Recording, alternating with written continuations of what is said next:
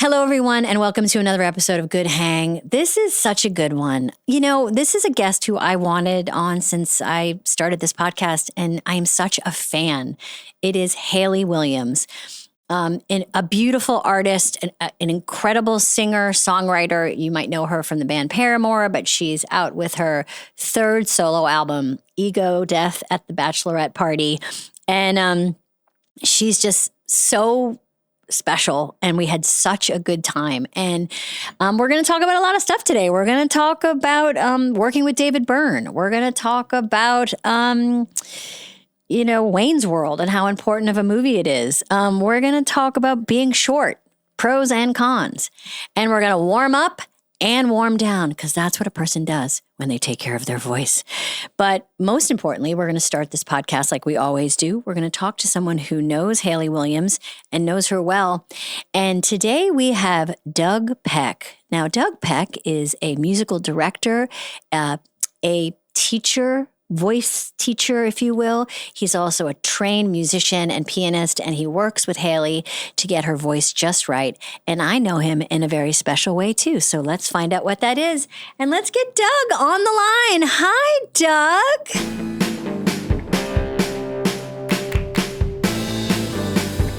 This episode of Good Hang is presented by Walmart Express Delivery, getting gifts to your doorstep in as fast as an hour. Who needs elves when Walmart Express Delivery can make Nespresso machines magically appear on your doorstep? And if you do happen to forget something, no judgment, you can even order gifts up until 5 p.m. on December 24th. Santa, you might want to take notes. Download the Walmart app or head to walmart.com and get your gifts delivered fast. Subject to availability, terms and fees apply.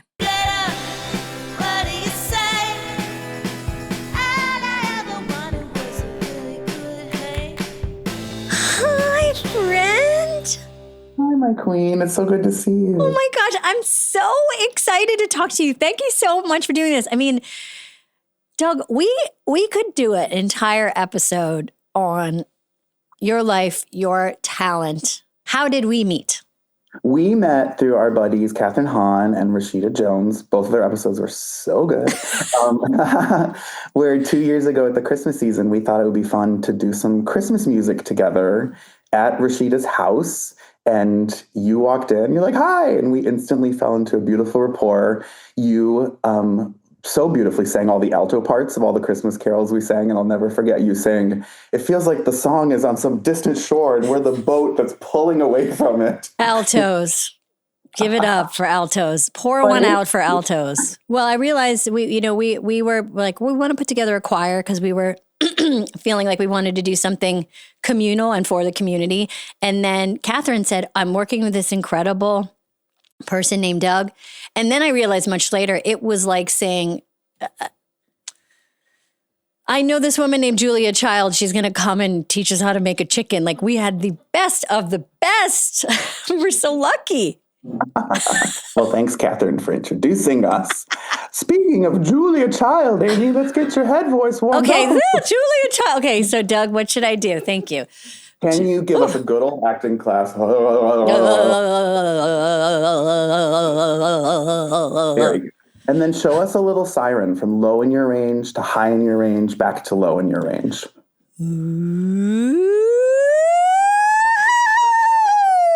Good. Really good. Can you roll your shoulders while you do that and keep yourself nice and cozy, comfy? Oh my God, my shoulders. God, I forget I have shoulders. I'm rubbing them over the Zoom so they can relax. No, Doug is a good shoulder rubber, and not in a creepy way. No. Not in a creepy way. With consent. Never. Siren while you roll your shoulders out. Ooh.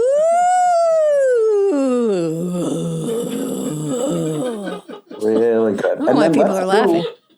She's using her voice. I know. Let's do actually one of Hayley's favorite warm-ups. Can you do, hey, hey, hey, hey, hey, hey, hey? Doug has a piano right under. I can't believe you have a piano. Doug has a piano right there. Amazing. This is the first on Good Hang. Someone has a piano right below frame. Okay. So this is one of Hayley's. Okay, go ahead. Can you give it to me again, Doug? Hey, hey, hey, hey, hey, hey, hey. Hey, hey, hey, hey, hey, hey, hey. Great job, Amy. How does that feel? That is Hayley's favorite warm-up? It's one of them. We have a whole list of things But I've seen photos of you guys together and the way that you use breath. I mean, I want to talk to her a lot about that today. Her voice is one of my favorites. I think when we met, when I found out you guys worked together, I kind of freaked out. Imagine how I felt working with her for the first time. It was like, you're going to go do a session with Hayley Williams. I was like, great. I bet I'm going to learn as much as she is. What was that? What was that first session like? It was total love at first sight. Hayley is, especially when someone's as incredible as she is, when they're such an open student and a student of life and just everything I've ever said to her, I feel like she just sponges it in and she remembers something I said 3 years ago and will make a great sound. And she'll be like, oh, that reminds me of when we're warming up for the Eras tour. And I like how that one sounded.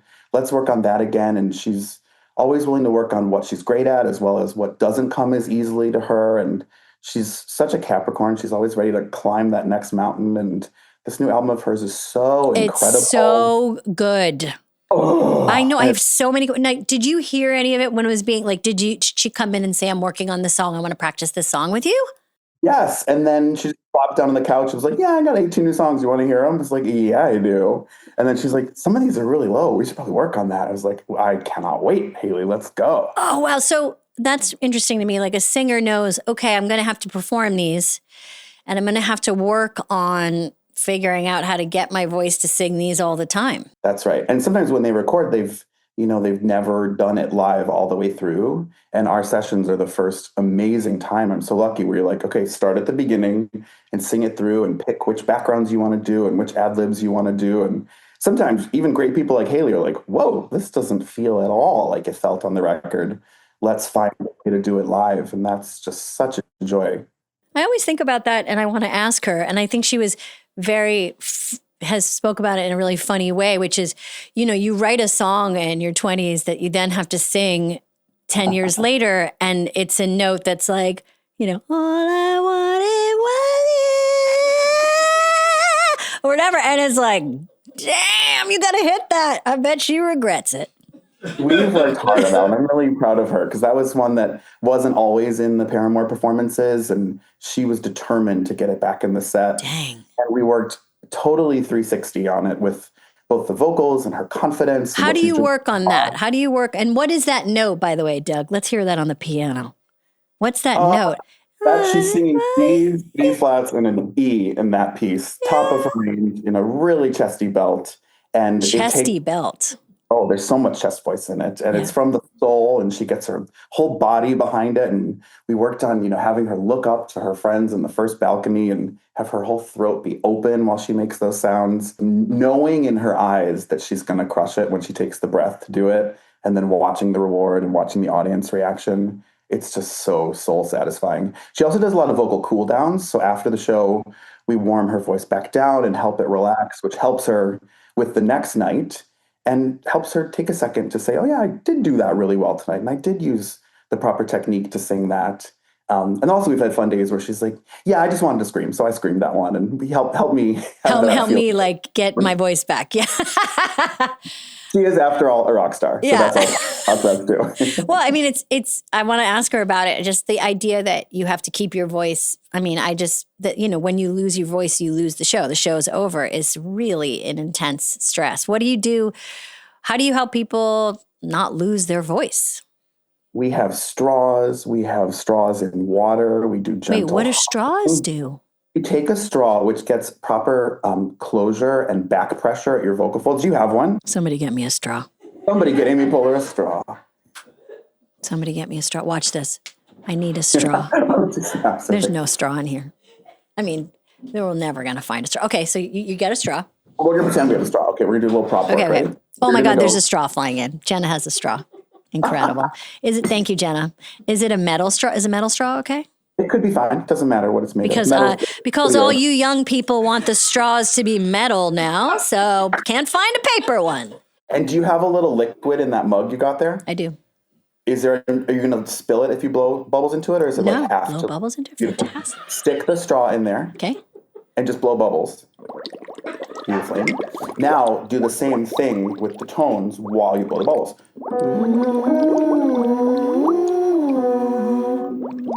oh my God, Amy Poehler's doing straw vocals. That's a big thing we do in Cool Down to help the voice reset. It's like a little massage for the vocal cords after heavy use. You know, it's so amazing. Now, honestly, having a podcast, I've realized I see what it does, even just talking, what it does to your vocal cords, and they need a lot of love. And well, we can help you come up with a warm up and a cool down before taping days. I'd love to do that with you. Oh, Doug, listen, I'd love that. And I'd also love to make every guest watch me do it and make them very uncomfortable while I take my time doing it, you know? Okay, so Hayley is coming in today, and I hope I don't, as the kids say, glaze her too hard. But I love her. You probably will. I know I will. I love her. What do you think is a question that I should ask Hayley today that she doesn't get asked, or that you'd want to hear, or think it would be a good thing for us to talk about? Okay, I thought of two, so you can decide if you want to do one or both. One, you know how like Batman has the bat symbol in the sky? If there was going to be a symbol in the sky to summon Hayley Williams, what would it be? What an incredible question. So creative. And then the other one is, you know how everybody has like, what's your last meal? I want to know, what is the last song she wants to hear before she dies? I mean, so emotional. Yeah, welcome. What is the last song you want to hear before you die? Whoa. That's a heavy... I bet she'll have an answer too. I bet she'll know the answer. That's so cool. I mean, I want to think about that for myself too. I know the ones I don't want to hear. Like, I don't want to hear like elevator music or like the sound of a carousel. I'm trying to think of what I don't want to hear. You don't want to be bored and you don't want to feel like a clown. I love that. As I finish, you have worked with a lot of great women. Yes. Who have you had the privilege to work with? You know, some days, Amy, I'm like, oh, it's an all-girl schedule, and I'm so happy. So it could be a Catherine Hahn, Patti LuPone, Billie Eilish, Hayley Williams. I've worked with Phoebe Bridgers a lot lately. Oh, you're working with her today. Not to brag, but you told me that. That is true. Thank you for making the scheduling work. We'll work around Phoebe. Yeah, that's a good choice. Incredible. I'm working with Rico Nasty these days and Lauren Mayberry from Churches and lots of up-and-coming people, including, by the way, Hayley is the biggest music fan in the world, and she's always scouting. And every once in a while, she'll discover somebody, and she'll tell me, or she'll tell her manager to tell me, like, make sure Doug does a lesson with that person, because we want that person to start getting ready to tour and sing all the time. So some of the great people you haven't quite heard of yet, but you will. I had a student record her Tiny Desk concert today, Annie DeRusso. Oh my gosh. Wow, that's exciting. Well, I love you. I love seeing you. I miss you very much. I hope we get, we should let everybody know that our choir was called the Something Something Singers. And we did 2 shows. We did it for the Motion Picture Academy, the retirement home in LA, and we did it for LA Children's Hospital. Can I show you my Hayley Williams tattoo? Yes.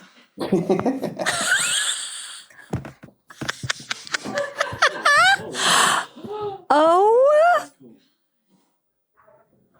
that is Hayley Williams on stage at the Eras Tour, spitting in the air in her trans rights top. I was like, I fucking love this woman so much.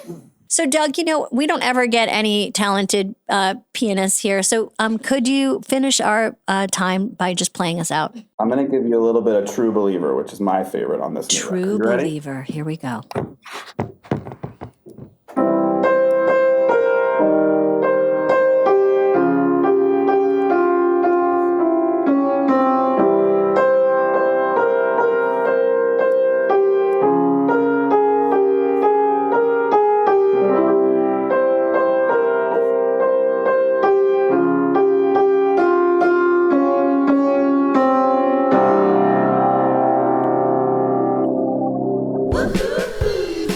Like gadgets, I like gadgets, and I like them even better when I have them delivered from Best Buy on Uber Eats. I know, crazy, but when you use promo code BESTBUY30 on Uber Eats, you can get $30 off all the must-haves this holiday, and honestly, you'd be crazy not to. Everything from a PS5 to Nintendo Switch, even a Dyson Airwrap, all the best gifts delivered right to your door, and sometimes I actually gift them to people instead of keeping them for myself. Get all your must-have holiday tech from Best Best Buy on Uber Eats and save $30 on orders of 100 or more with promo code BESTBUY30. Ends 12/31. Terms apply. See app for details. Hayley Williams is here. So happy that you're here. Oh my God. I feel like I've waited for this my whole career, my whole life. I've been making music for 20 years so that I could finally get to you. Wow. You know what? I'm blushing because when we made this podcast, we were like talking about dream guests and you were one of them. Oh my God. I really don't know what to say to that. Okay. Well, you better figure it out. I'm going to think about it. We're rolling. No, we were talking about having you on today and okay. I'm kind of nervous. I'm such a fan. I'm such a fan. Yes. Thank you so much. And as the kids say, I'm just gonna glaze you. I'm gonna be glaze doing me, a lot baby. of glazing. Glaze me. It's gonna be a glaze fest. I'll glaze you back. Are you on some kind of tour right now? Like you're on like basically a promo.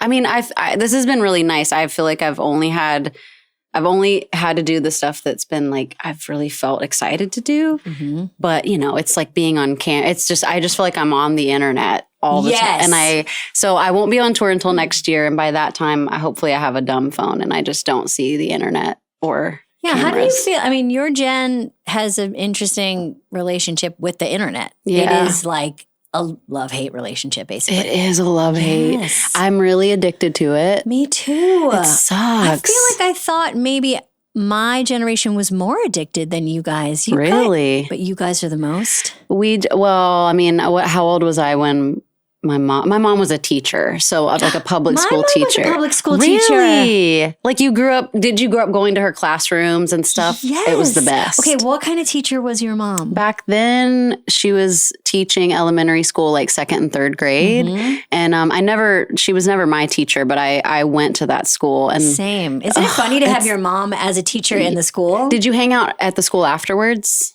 Yeah, we often got there early if we were going in with her, or we'd stay after. And you kind of like see the other teachers after school, which is a trip. It's like Mean Girls when they see Tina at the mall. When they peek in and see Tina at the mall. Yeah, it really is like that. That resonated with me deeply. I know it does feel like you're like peeking behind the curtain. Yeah, like very like don't look at the wizard style. Right. Yeah. Okay, when you came in, you asked about a mutual friend that we have. Yes. So we do have a mutual friend, and he's the most loveliest guy ever. His name is, what is his name? Doug Peck. So we have a thing on this show where we, at the beginning of each episode, we kind of talk well behind our guests' back, and we talk to somebody who knows them and get a question from them to ask you. And we talked to Doug Peck today. You did? Yes! Love him! And he gave me a vocal warm-up for us to do. Shut your mouth. This is the best day of my life. Okay, and I kind of forget what he said. Okay, maybe I can pick up on it. He also amazingly had a piano right under frame that he started to play, and I was like, "Where is that coming from?" But because I was like, "Doug, I'm excited to talk to Hayley," and he's like, "Okay," and he said one of your favorite warm-ups is that like, well, I think it's like I'm afraid to do it, but it was like, ha ha ha. Oh yeah. Oh, ha, ha, ha. It's like with your belly. Yeah. Because I really have trouble connecting to my diaphragm sometimes. He asked me, how is your body feeling? And I was like, I don't know what you're talking about. Okay, so let's do it. Okay, so so feel your belly kind of bounce when you okay, and then you can add notes to it. So like ha ha ha ha ha ha ha ha ha ha ha. Yes, that's it. It really wakes up this whole like everything. It does. Yeah, it really helps. We were just talking today about you, and I mean, it's hard to not start with your voice because your voice to me, and here comes the glaze. Your voice to me is get prepared for it is its own country. It's like it has such an incredible history. Like I feel like I've been a fan of it and you and your work for so long, and I've watched it change. And and what I love about this new record, which I love, Ego Death at a Bachelorette Party, is the way you kind of play around with your voice in my opinion, a confident way as someone who feels like they're ready to just kind of like see where their voice goes and play around with it. So I guess my first question to you is, when did you form a relationship with your voice? Whoa, that's a cool question to think about. I think young, I was remembering this not too long ago, and I think this must be it. I would go to church with my mom and with my family as a kid. And I was a very anxious, stressed out little kid. And my mom and I kind of, she was in a not great marriage. It was my mom's second marriage. And I think I just had anxiety a lot. So we would go to church and everyone would sing out of the hymnal. And they're not fun songs to sing, right? Sure. It's boring when you're a kid, especially. Right. But I noticed that my stomach ache would go away. And I couldn't explain it, but I started singing. I started singing more to the hymns along with the hymns at church.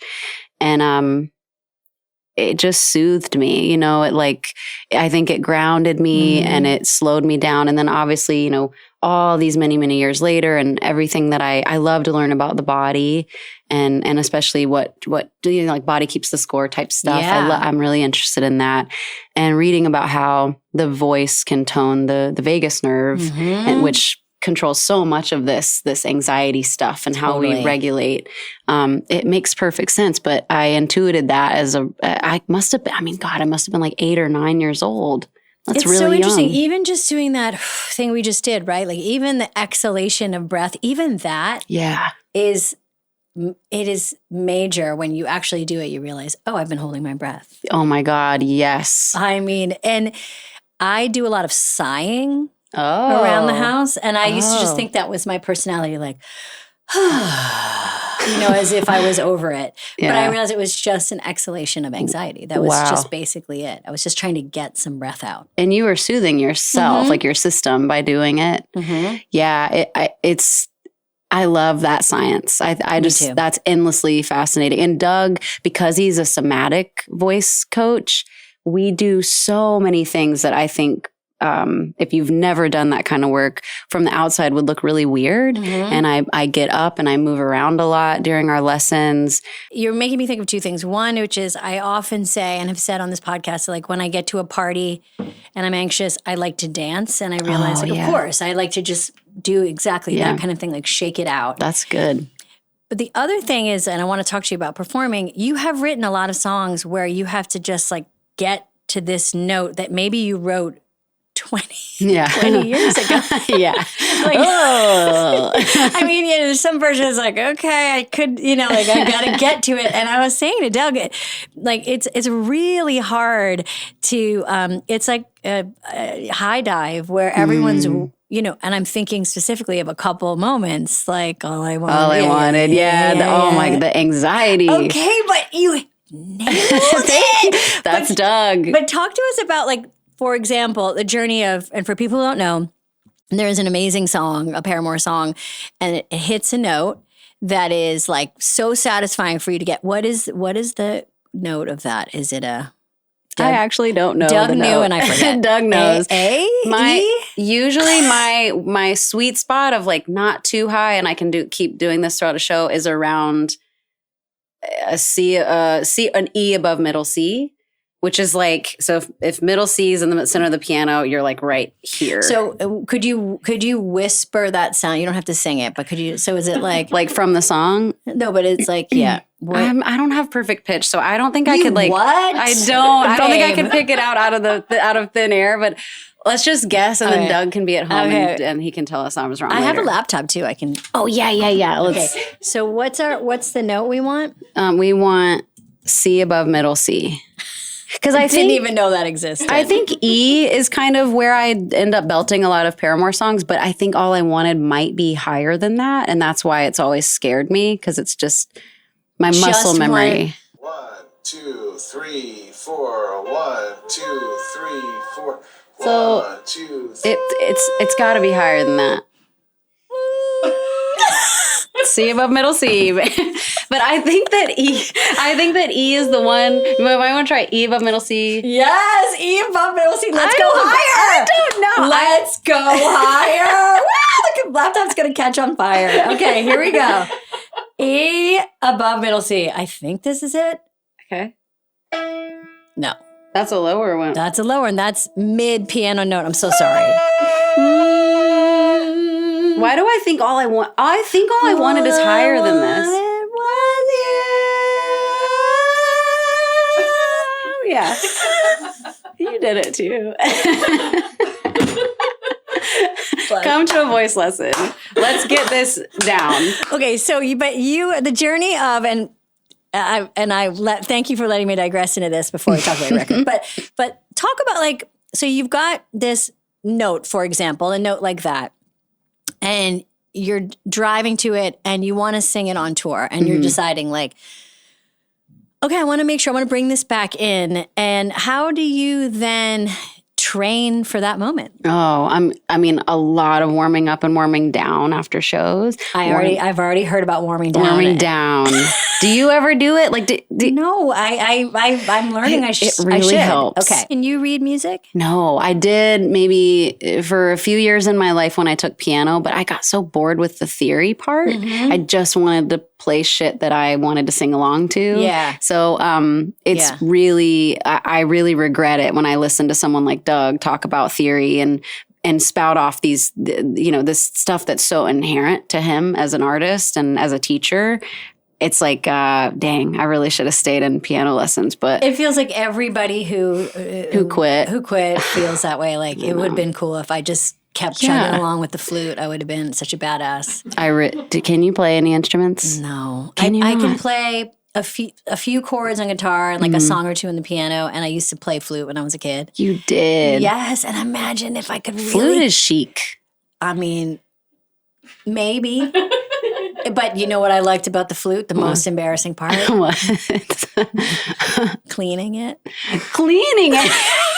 I'm so sorry. But for those people what's that process like? At the end, you were like, I played it, and look, I didn't learn anything. But then you take it apart, unscrew it, and you had to clean all the parts and use special brushes, and you put it back in the flute case, and you were like, no, it's clean. Does this translate to other parts of your life? Do you like to clean and organize? Oh yeah, very much so. Wow. Very much so. What's that like? It's like a way to quiet and the ticky-tacky in my brain is just the flute's clean and it's in the box. I gotta take that up. Okay, so little Hayley's singing in church, then but you know how to play guitar and piano? How do you learn that? Now I know how to play guitar, but back then I think I probably only knew how to play piano and I was learning to play the drums. I saw one video of Zach Hansen on the television when I was a kid and I was like, now I got to play drums. And I started playing eventually and I would play at church. I think my experience of music when I was living in Mississippi was just so much at church because no friends. I didn't know anyone at school that wanted to play music. But, there was access to instruments and things at the church. So, and you moved to Tennessee when you were a teen? Yeah. And that kind of changed everything, That kind of blew my world open. Yeah. I mean, I met Zach, who's our drummer, the first day of this homeschool program that my mom put me in. I tried to go to public school. I was such a nerd. I really got bullied. So I didn't make it very long there. It's okay. When I think about it now, I'm like, my mom and I were on such an adventure. We had run away from Mississippi. This was the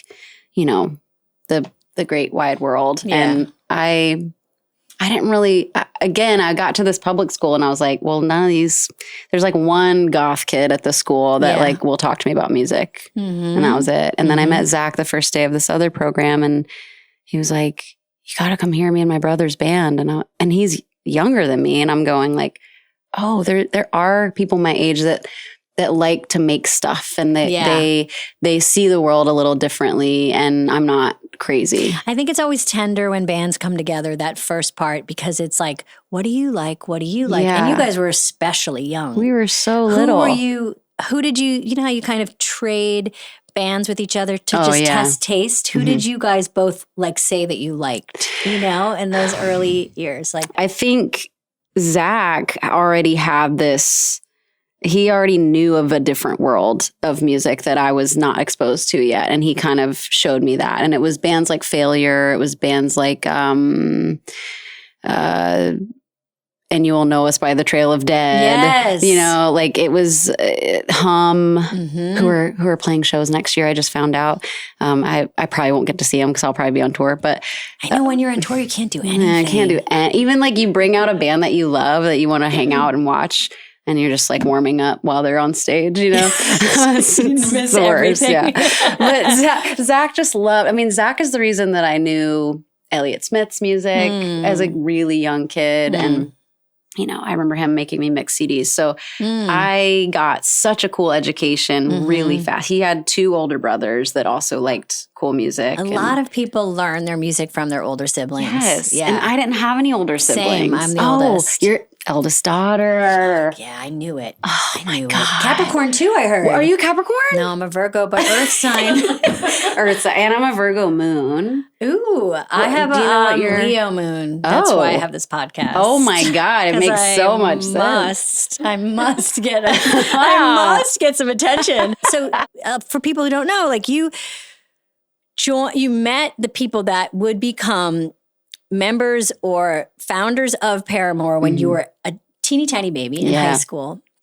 And you've been with this band for 20 plus years, touring all the time, making records all the time. And this record is your 3rd solo record. And what is so interesting to me, and getting back to a question about your voice, is what is the difference between being the lead singer in a band out on stage performing and being yourself performing without the band behind you?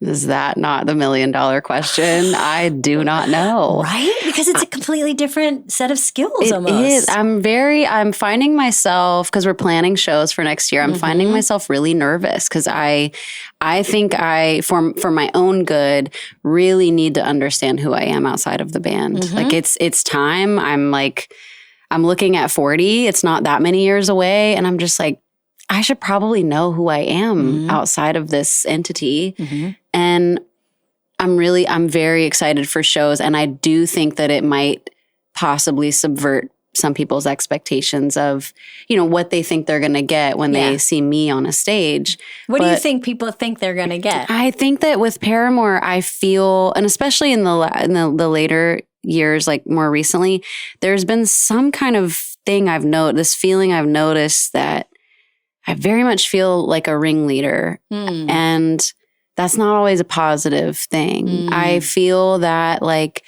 it's a huge responsibility to be a mouthpiece for a group of people. That's right. We're all very different individuals. And like, I want to speak for myself. Yeah.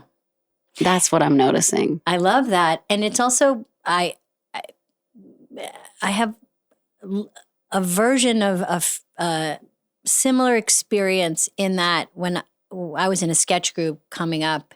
I read about this. And I was the only girl. And not that matters, but it's something. I think it totally matters. It's something. So I really get it that you want to then decide, okay, that's something I've practiced and done, and I want to try something new. Yes, yeah. I feel like I'm really enjoying this part of my career because I actually feel like for the first time in my career, I'm talking to women. Growing up, there was just no women around. There wasn't a lot of women when you were on Warped Tour? No. You didn't have a real, like, a great gang backstage? There wasn't so many that you could chill with and talk about? Like, there were some really amazing ladies in the production office. Of course. But then I was also like, you know, I mean, I was like pushing gear with the guys on a skateboard down a hill across to Merriweather Post Pavilion, you know, like I wasn't hanging out in the production office. Yeah. I really think it is something to be the only girl. It is. In a gang. It is. And it's also like you want to feel, you know, we could talk about this part forever and you would be the person to be able to talk about it with. But it's like, how does the gender that you identify as, how do you sublimate it through your work? How do you like kind of push it aside? How do you play around with it? Like, I feel like you have really cool ways in which you kind of play around with the masc and femme side of you. Oh, thank you. But sometimes you need like the space to be able to do that, basically, and the safety to be able to do that. The safety, that one hits me more. I think the era that we grew up in, and I know I've already referenced Mean Girls one time, but you think about like that technically, time. contractually, you have to reference Yeah, it 3 every times. episode. Yeah, okay. We've done 2 now, so you're good. Okay, cool. I owe Tina a lot. You're not going to get a phone call after this. I'm brilliant. That was a time in culture that I think more conversations were starting to happen, but to be whatever age I was, 14, I think. Oh, baby. Yeah, I was a baby and I was in that age range, of all these people and like watching these social, like this, this construct that happens. I feel that once I entered the band world and the music, the climate, especially for like indie and more like punk subgenres, it didn't feel safe to be a young girl. Maybe if I was an older woman, I would have felt differently, but I really shirked any aspect of me that was remotely feminine. And I didn't know this, but it really hurt me. I did it to myself. No one asked me to do that. We all did it. A lot of us did it to because you're ourselves. Scanning, right? You're always scanning for the dangers, and unfortunately, in the industries that we're both in, there's a lot of them. Yeah, and I think it took me until probably. I remember writing very neutrally, like in terms of my point of view. Like I never want to give away lyrically that, this is a young girl's point of view. Yeah. Trying to be smart enough to make that happen. But it was probably like our 4th album, which I would have been in my early 20s by that point, where I started to play around with my femininity more and I wasn't so ashamed of it. And, if I ever felt sexy, I didn't like push that feeling away. Yeah. And I, because of that experience, I'm 36 and I'm still noticing places where there's a lot of rigidity around my femininity. And I talk to my friends about this a lot. It's just kind of unfolding day by day. You go through rough things in your life. And I think each time I come around to an obstacle, I'm like, okay, how do I do this better than the last time I went through something like this? And somehow femininity is always at the core of the issue. I so feel you. I feel like it's like a lot of deprogramming, a lot of like being just what you said, a little bit curious and not so judgmental. Yeah. And just if you're 10% more aware of anything you're doing, you're hanging in there. Because it's, you can't like judge yourself for what you didn't know. Yeah. When you were on tour, is there any women that come to mind that were kind of guiding lights or, people that you met along the way that kind of felt like, oh, I'm going to notice them and I'm going to kind of pay attention to what they're doing and I'm going to learn from it. Yeah. The second year we were on Warped Tour, Joan Jett and the Blackhearts played on the main stage like the whole summer, which is a brutal summer. It's a long tour. And I would catch them anytime I could. And we ended up in a photo shoot together I think it was for Billboard. And I kissed her on the cheek. I'm very shy. If we weren't doing this, I don't know when I would have ever met you. Like because I never want to bother people. And I am quite shy when I'm not on stage. And I don't know, we were standing next to each other and I just kissed her on the cheek. And I remember being like, I love her. And I didn't know anything about her other than she was in the Runaways and I had a Runaways poster on my wall as a teenager. But I thought she was just, I liked her masculinity. Yeah. I liked that she wasn't embarrassed to have that side of her as a woman. And she was also very sexy. So that was probably the first woman that I really performer that I was really around for like an extended period of time in my early career. And then, I just this year I met Kathleen Hanna and I told her, I was like, I haven't had many of these conversations and it's so validating it's so validating, by the way, to read books like your book and Kathleen's book and read about women I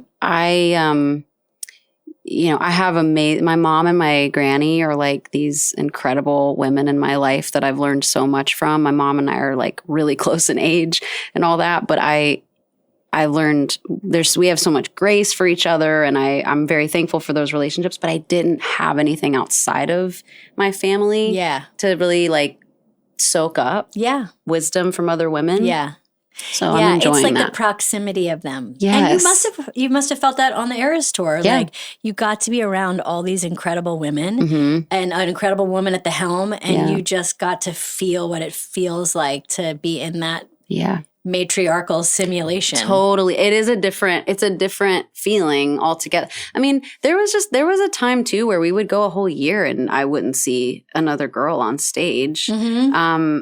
And now that we have the power to make those choices, it's so nice to get to be intentional about that and to think about the conversations you might get to have backstage and what I might learn or what I might be able to offer another artist that, that's maybe like the Lindas. I love those girls. I love the Lindas. I love them. And I just think that they're so smart and they're so aware, like politically like aware and not afraid. I think that it's very healing for me to see young, like teenage people be so bold about what they believe in and really confident in their playing and how they perform and their friendships. It's really healing to see that. Well, you probably, I mean, I have a couple questions about the Eras tour, and they're practical questions. They're like, what is it like to perform early in the day?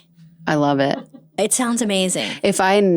I've already told the team, like, if we get festival offers, please don't make me play after the sun starts to go down. I completely agree. Nothing good is happening out there when the sun goes down. First of all, you can be done by what, 8:30, Yes, 9? I want to have a normal dinner. A normal dinner. Please. This is what Tina and I go on tour, and we do like 4 o'clock and 6 o'clock shows. What? And babe, you can do a 4 o'clock show. I mean, you're the boss, so you can. And guess what? People are going to show up, and you can say to them, I'm going to show up. You can say, good night, enjoy your dinner. And they're like, I'm in bed by 7:30. Oh my God. It's that is incredible. a dream. I mean, we did do that on the Eras tour. So what you had a long stretch when you were with them in a bunch of different cities with Taylor Swift on the Eras tour. What did you do after the show? When we were in the UK, I loved this because, not BBC, E4. I can't remember what channel it is, but they play Gogglebox. Have you watched Gogglebox? Yes, I've heard of Gogglebox. Oh my God, Amy, this is my favorite show of all time. I just love to Explain to people what it is for people who don't know. So imagine Amy and I are like, we're watching television together and all these cameras are still here, which honestly sounds terrifying, but like it's just families and friends watching TV, like commenting on what they're seeing. And some of it is like, soap opera type shit. And other times it's like Boris Johnson. Yeah. And I've seen love some, like, that. I often see some clips of like heavy, beautiful scenes where like a young teen is coming out to his parents. Yeah. And then they'll show all the different reactions. Yes. And you think like, oh, this very blue collar family is going to have a tough time with it. And they never don't. do. Oh my God. England so is just great. full of angels. Well, according to Gogglebox. Yeah, according to Gogglebox. It's very wholesome. Yeah. And I love to just I can see pop that. an Eddie or two and just sink into to have some room service around. And then just say, let me watch what people are watching.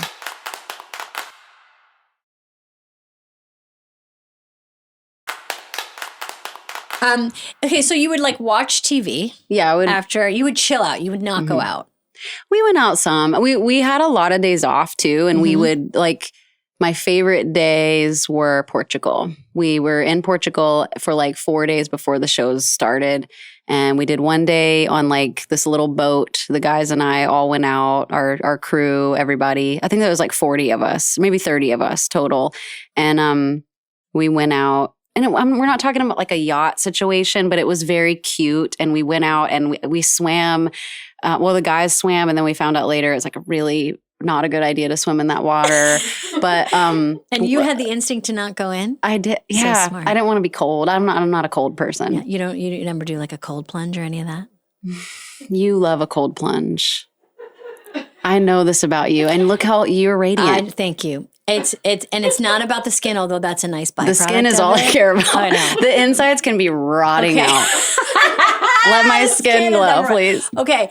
It's good for inflammation. Oh, shit. I know. I don't want you to tell me that. And you don't have to do it. You never, ever have to do it. Maybe but soon. I think it has, and honestly, it's really helped with anxiety and depression. Really? Yes, because it talk about somatic. It flips on your fight or flight. Oh. It flips on some kind of, oh no, I'm going to die. I'm so cold. But how does that help? Because the high when you're still alive is.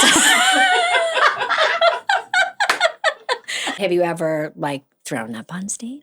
I've never thrown up on stage. I actually don't think I've thrown up from a show. That's amazing. I blacked out on stage at ACL, the last album cycle, but I didn't pass out. I blacked out. Pink Pantheress was on stage singing Misery Business with us. And I had this moment where I was like, I just went out for 2 seconds. Whoa! And I came back. It turns out I was sick. So I found that out later. But other than that, I've only had a few instances where there was one time Mexico, a festival in Mexico City. I almost shit my pants, threw up and blacked out at the same time. I was going to ask, I didn't want to be rude, but I mean, how how so many shows have you not? How have I not shit my pants? I really did. I mean, I don't know. Pretty much every singer I see, I assume that they've shit their pants. Not on stage, but plenty of times off stage. I mean, there's nothing you can do about it. I think it's like when you're on your period and you go in the water. Apparently, it just goes. Mm-mm. I think that's what happens on stage with me. It's just we're not doing this. Yeah, wait until after, bitch. Women are incredible. Women are so strong. Women most of the time don't shit their pants. Yeah, most of the time incredible. That's a guy thing, actually. I'm sorry. 100% is true. 100%. I don't know any women today that have pooped their pants once. No one here in the studio today, not once. We should just all try it together once so we can know. But it's super physical. Mm-hmm. And then the other, I have so many because I feel like there's a version where one must disassociate and just kind of be in your world and sing, and other times where you want to feed off of the eye contact from people. And is that just you're just always adjusting with that, or? Yeah, I don't know if I'm fully present to that awareness when I'm in it. Yeah. But sure. I get such a rush. I mean, especially at a Paramore show, I usually recognize a lot of the people in the front. So we'll have a relationship then throughout that show where I'm I know you, I've seen you a million times, and you're with me. Yeah. But then I'll spot other people, and I can really feel. It's almost like I intuit what the song means to them. I'm not thinking about what it means to me anymore. It's so healing. It's very liberating, actually, because I love to write about stuff that'll just make you so depressed, mm-hmm. I need to get that out. So to have an experience with other people that takes it away from me is really, I really need that, I think. What's a song or a lyric or a moment that has been given back to you by a fan, by someone in the audience singing it back to you that's changed the meaning of what you wrote? Oh, wow. Because that's a very cool thing you just brought up. I didn't even think about it. I mean, to me, my question was going to be, what does it feel like to pass around all these feelings to people so that they can all, they can all have their feelings about it and become detectives about it. Yeah. But I realize there must be a gift also in the way people sing the song back to you, tell you what they feel about the song, then it must change the meaning of the song. It really does. Does anything come to mind? Well, the first one that comes to mind is this song called Last Hope from our fourth album. We had a self-titled record that came out when Zach left the band. Mm-hmm. He left the band with his brother, who started the band with us when we were teenagers. And it was really, Taylor and I were writing, and we were both really sad. And I just kind of also felt what does a band matter? I really was feeling so existential about the whole thing. And I can't remember, it's the lyric in the bridge. It's the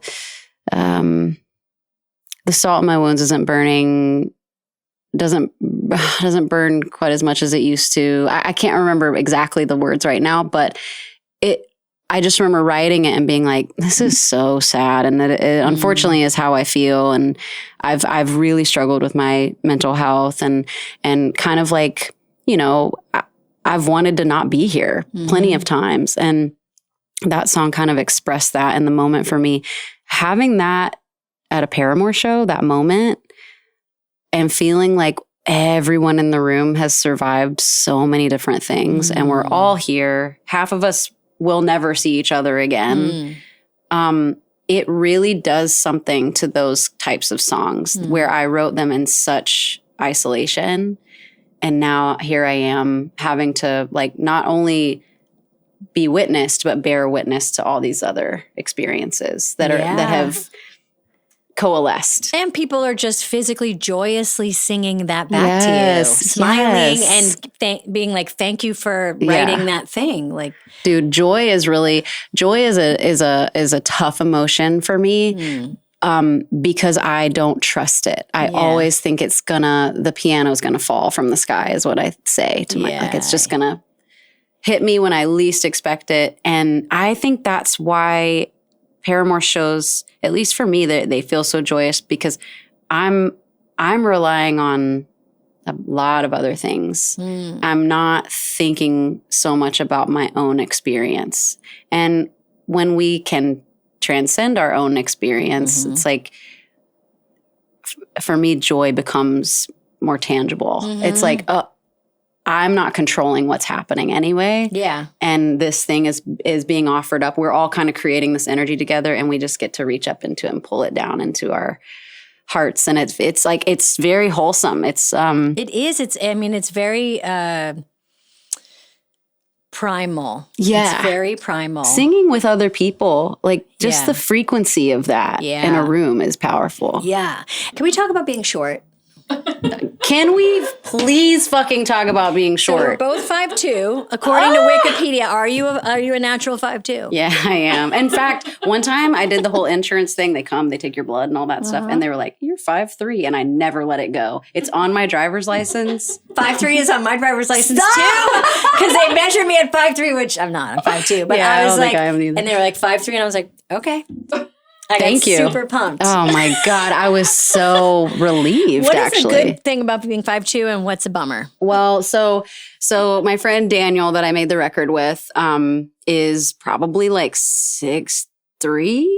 Isn't it funny that you don't know? Because anyone over a certain height, I'm like, just tall. Just a building. Yeah. I don't know. Yeah. I'm just walking through New York every day of my life. But we were standing on like a porch of a house that was kind of like on a hill, and then there were chairs, and I was like, "You're way up there, man. Like you're like, we're already standing atop this little hill." And so I got on the chair and I stood on the chair next to him where I was even with him, and I felt so vulnerable to the elements.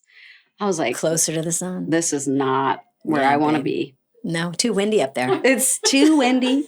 Yeah, I don't like to be cold. Yeah, and I hate wind, if I'm being honest. Yeah, get down under, get down back into your short little. I really felt scared for like a few minutes. So I could tip over. I don't know how tall people don't constantly tip over. And it's like not our business what's happening up there. It's not our business what's up. No, I don't want to know. It's like if something's important, shout it down.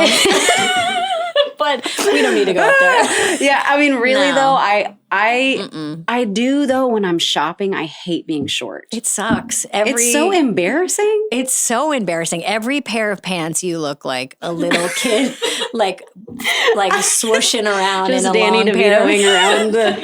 You know, totally. Nothing fits. Nothing is made for shorties. It's really not. And now that I'm getting a little bit older, I'm like learning about like, if my torso is the right length and if this part of my body, I'm just like, I don't want to know this. Do you have anything on your body that's long? My dick.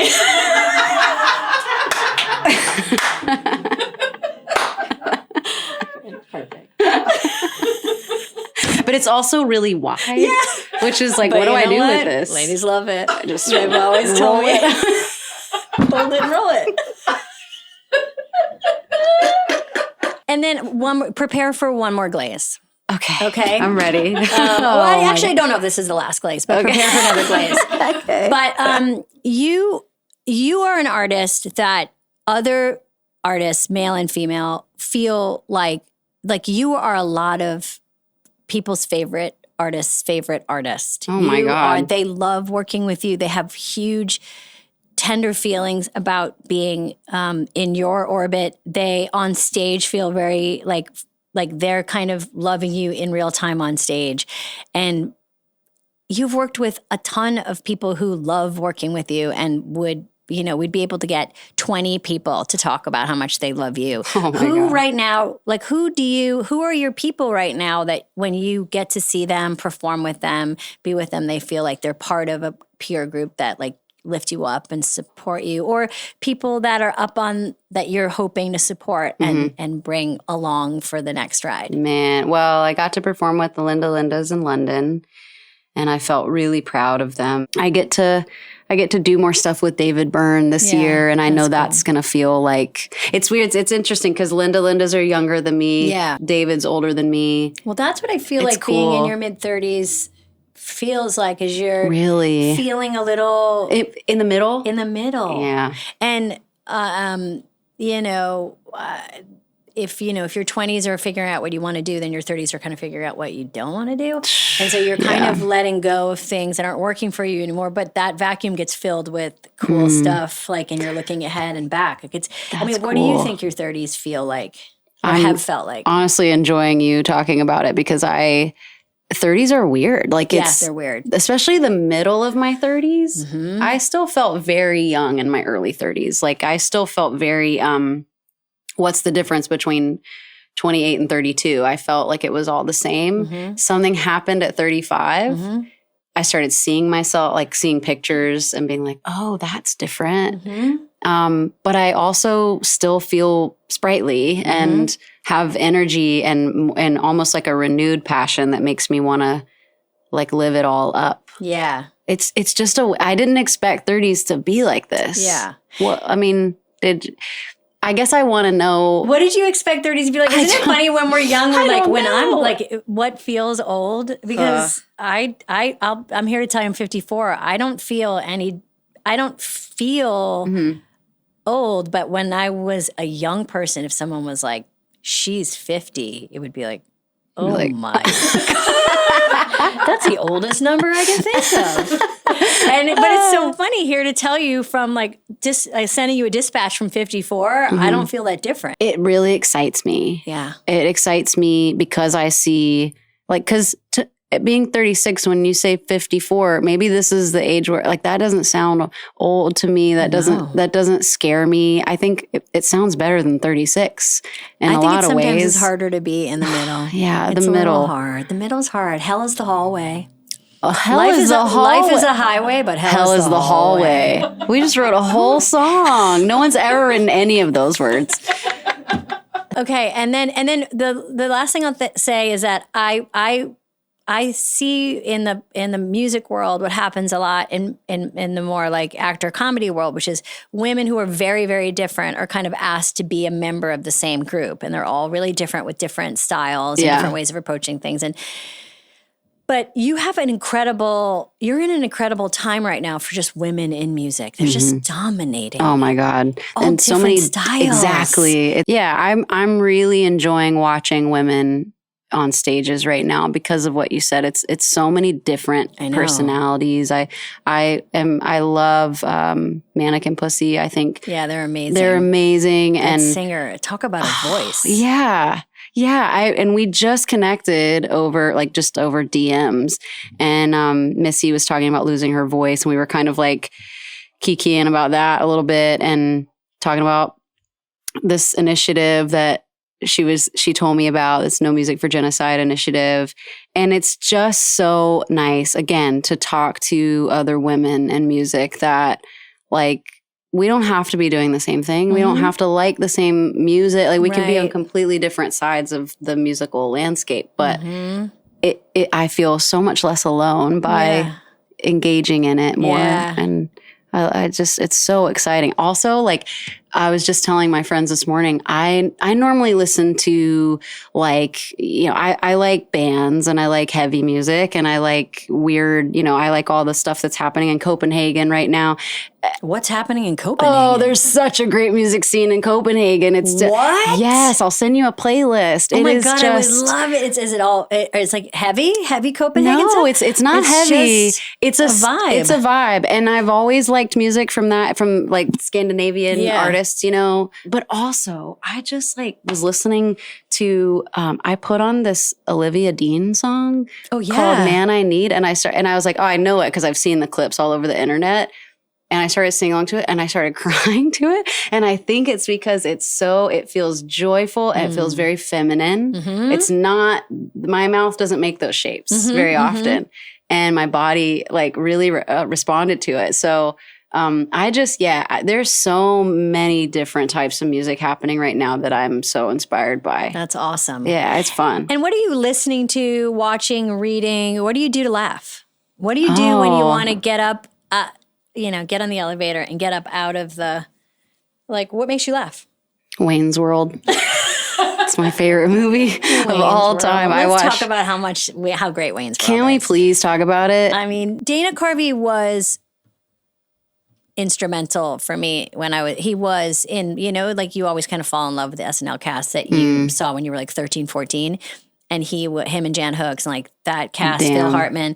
And Mike Myers was an improviser who came out of the theater that I studied at. So Mike was kind of an example of one of us can make it. Wow. He kind of came up through that system, that Chicago system, and got on SNL. So those two were. But what do you like about Wayne's World? Why does Wayne's World make you laugh? Well, so my parents were really young, and I think that's why I got to grow up on stuff like that from the early 90s or the late 80s. And I thought that's how we would dress when we became adults. Mm-hmm. I was like, this is how adults dress. We wear fishnets under denim ripped up shorts. We wear flannels over Aerosmith t-shirts. And I literally dress like that. I mean, that movie it's like The Godfather to me. Mm-hmm. I quote that movie all the time. What's one of your favorite scenes in Wayne's World? Oh, this is good. Well, it's probably the Dreamweaver scene. It's probably when they first see Cassandra. And that gorgeous woman played by Tia Carrere. Tia Carrere, my queen. Incredible. Ugh. And Chris Traeger's Rob Lowe is in Wayne's World, Rolo, as we like to call him. Yeah. I did not like Rob Lowe until much later in his career. Because he was bad in Wayne's World. He was the villain in Wayne's World. Yes. I believe Parks and Rec was the redemption tour. Okay, so we'll finish with Doug's 2 questions because they were great questions. Oh, of okay, course. yes. So good. So Doug had 2 questions for you. And by the way, make sure you check out Wayne's World. If you haven't seen Wayne's World, what the fuck, honestly. Yeah. Do you have to bleep curse words? No. You don't? We don't have to bleep on this. Oh my God, fight the power. Yes. Incredible. It's so incredible. Freedom. Okay, he had 2 great questions. One was, you know how Batman has a symbol in the sky that calls Batman? Yeah. What would Hayley Williams' symbol be? And it can be anything. Yes. Do you know in Wayne's World when they're driving in the Gremlin and it's the middle of Bohemian Rhapsody when the guitar it kind of breaks down and the camera pans up and there's a car on top of a pole. I think it's a car. It's a sign for something, and it would be like that, but it would just be the Gremlin. It would be Wayne's World and it would car. have a glow behind it. Oh yeah, you would see it in the sky and be like, gotta go. Gotta go. It's time. You know what I mean? Yeah, gotta get in there. Gotta get in that world. It would be like that. And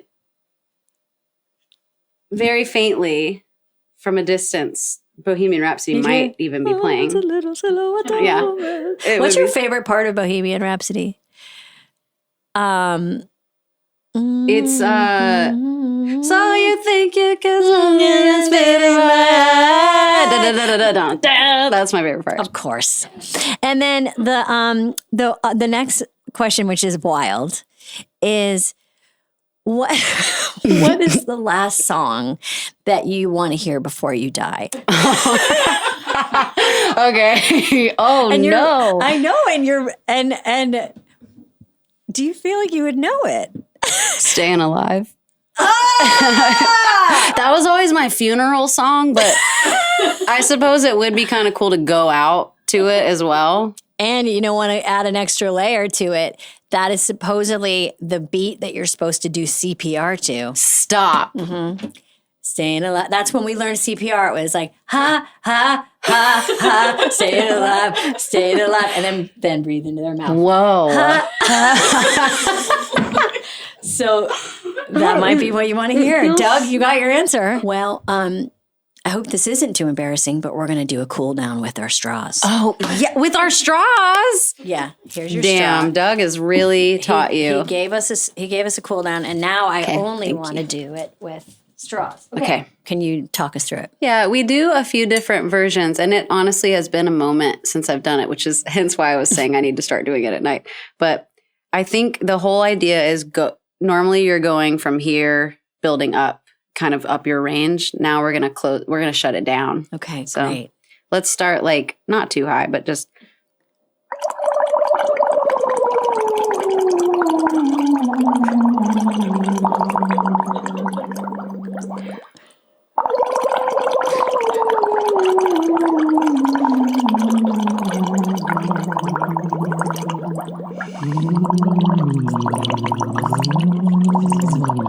That's a little too low.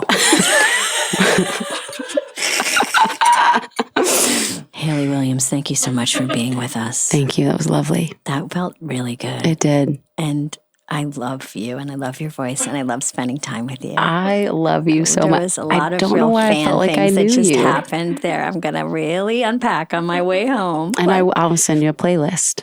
Yes, please, because we need to know what's going on in Copenhagen. You're right. Because I'm embarrassed about how little I know what's going on over there. We need to get over there. And don't think that for the rest of the week, I'm not going to dine out on the fact that Hayley Williams told me there's a lot of music going on in Copenhagen. I'm going to say it at least 10 times to Tell everyone. Tell everyone you know. People I meet at the gas station. It's everyone. hot. The block is hot in Copenhagen. You got to tell them. I'm going to drop that like it's nothing. Like, I'm just going to say it so casually. I'm not even going to make eye contact. Hands in your pockets. Cigarette appears. Okay, Oh, friends for man. life. Yeah. Okay, bye. Bye, guys. We're going to stay here, but you're going to go. Thank you so much for coming, Hayley. You're my new best friend, whether you know it or not. And we'll be friends forever. It was so fun to see you. And I just want to say, Hayley talked about a lot of amazing musicians and people that she loves to work with. But for this Polar Plunge, I'm just reminding everybody about two things. The great Kathleen Hanna, who, started Bikini Kill and La Tigra and is an incredible activist and musician and instrumental for so many women's careers, such an inspiration, I know, for me and many other people. And the Linda Lindas, a band that Kathleen has supported as well as Hayley forever. They are just this really super fun, great musicians, great vibe. I got the chance to work with them in a movie I directed called Moxie, where they were playing at the dance, and they're just so fun. So check out music from the Linda Lindas, and always bow down to the great Kathleen Hanna. And thank you, Hayley Williams, always for all that you do. Can't wait to see what's next. Okay, thanks. Bye. You've been listening to Good Hang. The executive producers for this show are Bill Simmons, Jenna Weiss-Berman, and me, Amy Poehler. The show is produced by The Ringer and Paper Kite. For The Ringer, production by Jack Wilson, Kat Spillane, Kaya McMullen, and Aleya Zenieris. For Paper Kite, production by Sam Green, Joel Lovell, and Jenna Weiss-Berman. Original music by Amy Miles.